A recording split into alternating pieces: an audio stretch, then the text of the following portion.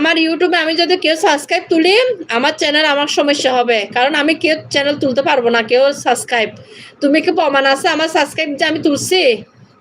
এই যে তুমি যে বলছো আমাকে এই যে বলছো আপু, আমি আপু আপনি আমার সাবস্ক্রাইব তুলে নিয়েছেন কেন? তুমি কি দেখছো আমি তোমার সাবস্ক্রাইব তুলেছি? এটা কি প্রমাণ আছে? আজ পর্যন্ত আমি যাকে সাবস্ক্রাইব করেছি আজকে এতটুকু চ্যানেলের মধ্যে আমার চ্যানেল তুলে নিয়েছে, আমি তুলি নাই কেন জানো? আজকে আমি তুলি নাই বলে এতটুকু আছি, আর তুললে তো অনেক কিছু হইতো। এটা আমার নীতি না, এটা আমার ধর্ম না সাবস্ক্রাইব তোলা। সাপোর্ট করি, আপনাকে সাপোর্ট করি, ঠিক আছে। তুমি আমাকে মিথ্যা কথা কেন বলছো?